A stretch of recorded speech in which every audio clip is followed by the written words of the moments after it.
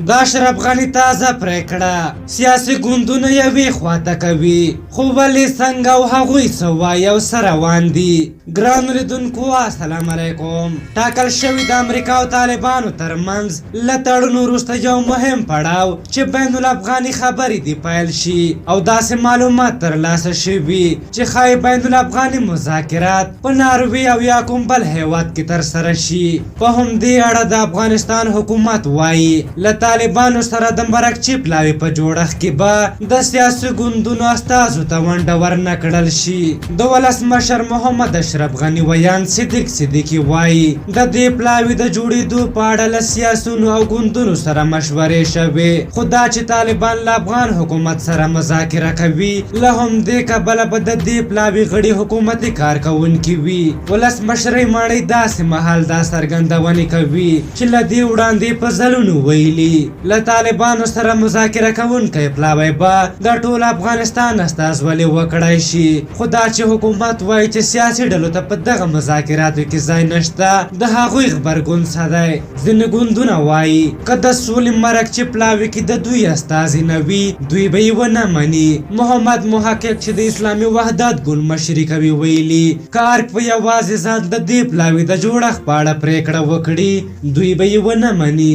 بلخوا د ګلبدین حکمتیار په مشرۍ حزب اسلامي په دې اندي چې د سولې خبرې یوازې هغه مهال پایله ورکولی شي چې یو ټول ګډونه پلاوی د افغانستان د خلکو په استازولۍ له طالبانو سره د خبرو میز ته کیني.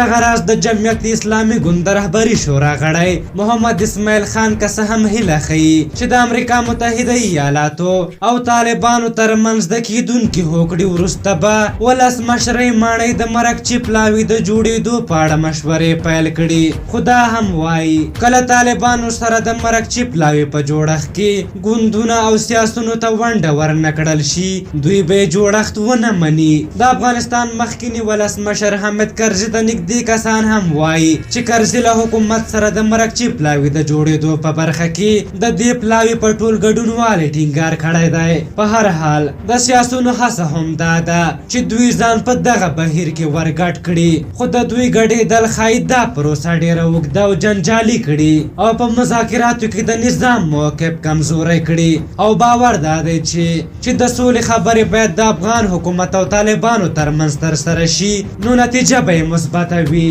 او منځوي شوي سیاسونو ته باید برخه ورنه کړل شي. او بل دې خلکو په تېرو 40 کالونو کې خپل امتحان ورکړی.